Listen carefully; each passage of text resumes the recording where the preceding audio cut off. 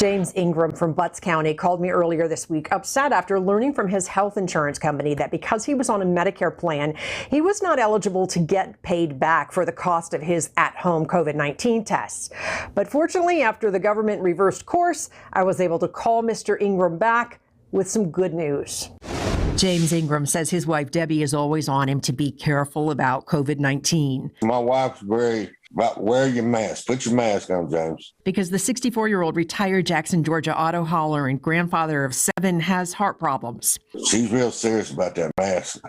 And last month, Ingram figured that he should probably pick up some of those at-home COVID-19 test kits, too. I've been vaccinated, but I've never been tested. So when the Biden administration directed health insurance companies to reimburse members for up to 8 rapid antigen tests per month, I thought it was for everybody, but it's not for everybody. Because Ingram is one of about 60 million Americans, many of them seniors and people with disabilities, insured through Medicare or Medicare Advantage plans.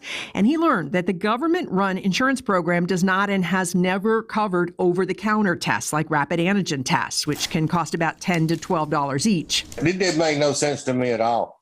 None at all. People 80-something years old, 70-something. I know I'm fixing to be 65, and I have heart problems. I thought people, and I know people's had a liver transplant. They're not eligible. And to me, those are the main people are to be being tested. Thursday, under pressure from Congress and advocacy groups, the White House reversed course, announcing that starting sometime in the spring, people with Medicare or Medicare Advantage plans will be able to pick up 8 free test kits per month at select pharmacies. I like them now instead of wait till the spring.